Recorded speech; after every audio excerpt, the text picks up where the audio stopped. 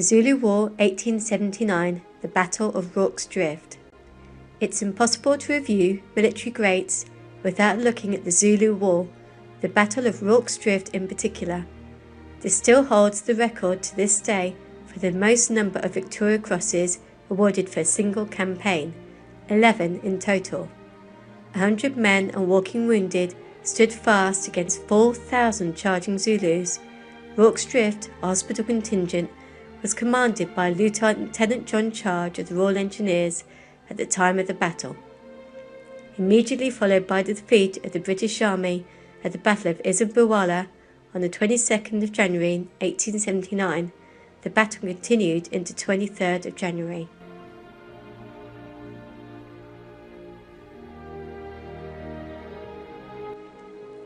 Albert Ball, VC. Albert Ball was an English fighter pilot during the First World War. At the time of his death, he was, with 44 victories, the United Kingdom's leading flying ace, and remained its fourth highest scorer behind Edward Manock, James McCudden and George McElroy. In February 1916, Ball joined No. 13 Squadron RFC in France, flying reconnaissance missions before being posted in May to No. 11 Squadron, a fighter unit. From then until his return to England on leave in October, he accrued many aerial victories, earning 2 Distinguished Service Orders and the Military Cross. He was the first ace to become a British popular hero. Ball was posted to No. 56 Squadron, which deployed to the Western Front in April 1917.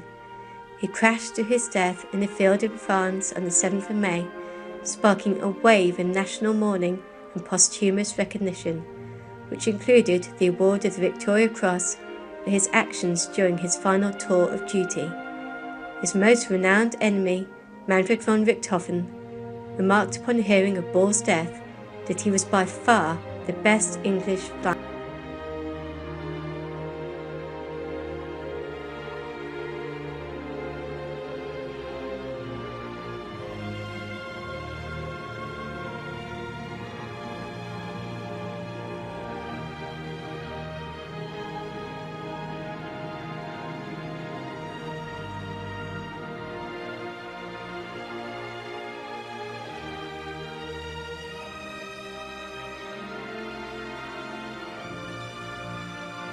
Arthur Martin Leake, VC.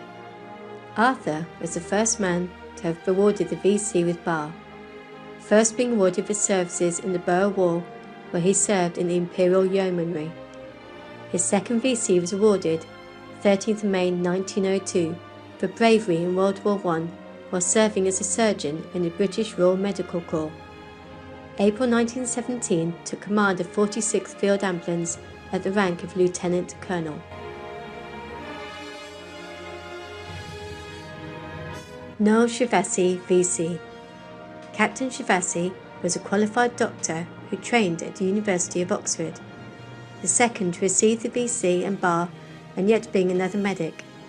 He received VC and bar for extreme courage, getting his injured men off the battlefield. The battlefield of Guillemont was to see acts of heroism by Captain Shivasi, the only man to be awarded the Victoria Cross twice during the First World War.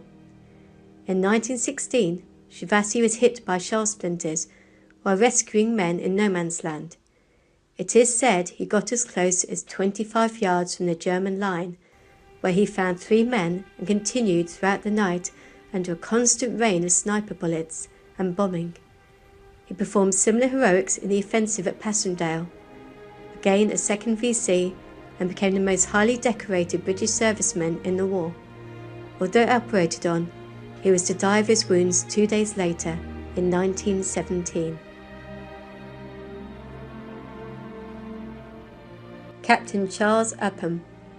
Captain Charles Upham was a New Zealander, and curiously, the only combatant to have been awarded the VC with bar, and the only one serving in World War II to have been awarded so.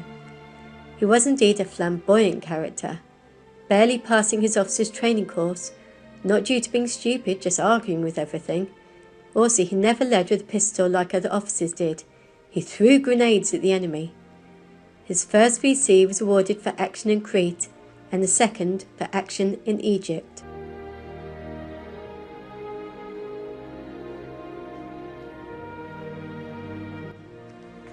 Jack Travers Cornwall, commonly known as Jack Cornwall or as Boy Cornwall, is remembered for his gallantry at the Battle of Jutland. At the end of only 16, he was posthumously awarded the Victoria Cross. While serving in the Navy, he kept at his position working the guns until he succumbed to his injuries. At only 16, Cornwall was the third youngest recipient of the VC after Andrew Fitzgibbon and Thomas Flynn.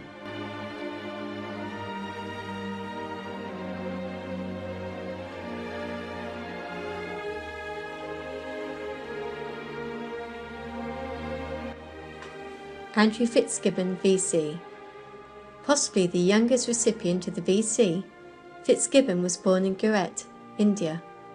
He is 15 years old and a hospital apprentice in the Indian medical establishment. Indian Army attached to the 67th Regiment, later the Royal Hampshire Regiment, during the Third China War, when the following deed took place, for which he was awarded the VC. On the 21st of August 1860, at the capture of the northern of the Taku forts, China, Hospital Apprentice Fitzgibbon accompanied a wing of the 67th Regiment when it took up a position within 500 yards of the fort.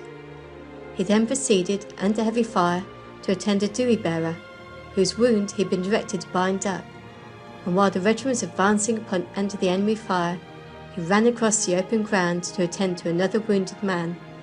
In doing so, he was himself severely wounded. Sir Douglas Robert Stewart Barder. You cannot summarise the great and the braver fighting men, fabulizing reach for the sky. He is a World War II fighting ace, with Royal Air Force, fighter ace during the Second World War. He was credited with 20 aerial victories, 4 shared victories, 6 probables, 1 shared probable and 11 enemy aircraft damaged.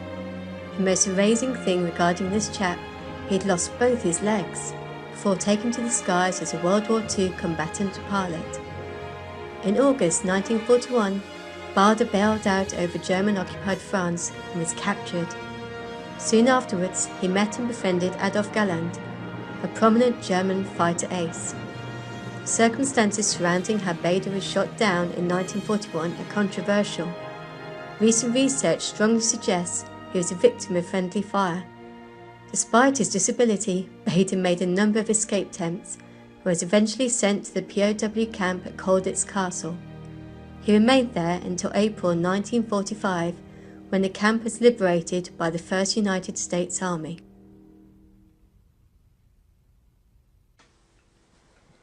Corporal Labalaba.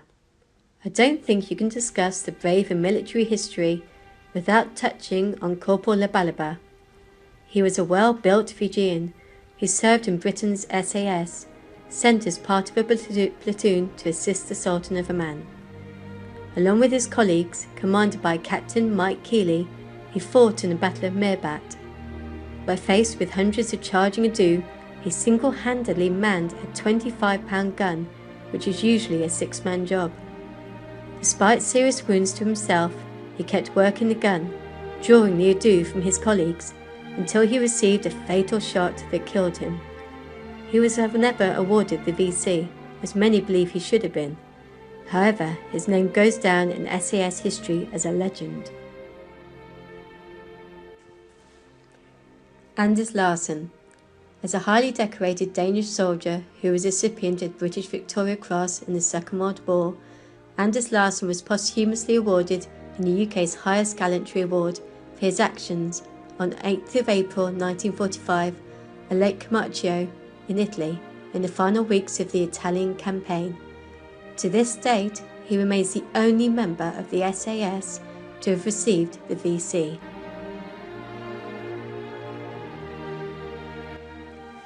Lieutenant Colonel H. Jones. Herbert Jones, known as H. Jones, was a British Army officer in command of 2 Para, posthumous recipient of the Victoria Cross. He was awarded the VC after being killed in action during the Battle of Goose Green, for his actions as commanding officer of 2 Battalion Parachute Regiment during the Falklands War. He could see danger of heavy losses, so took a contingent of men to charge a machine gun post. He slipped as he charged the hill, regained his footing, then was killed. Shortly after, the Argentines surrendered their position. I mention H as I've read bio and to an extent followed the career of his son Brigadier Rupert Jones, who still serves in the British Army. Chris Ryan. Sergeant Chris Ryan, MM, born 1961, Rowlands Gill, is a pseudonym of a former British Special Forces operative and soldier turned novelist. Ryan came to public prominence for being the only member of the 8-man SAS mission Bravo 20 to escape during the First Gulf War 1991. It was the longest SAS capture and evasion in history. He also passed selection as a boy soldier, serving with the SAS-TA, then joining the regular army to serve a brief stint with the Paras before joining the 22nd SAS Regiment. As you cannot go straight from Civvy Street to the SAS, you have to first pass through the regular army.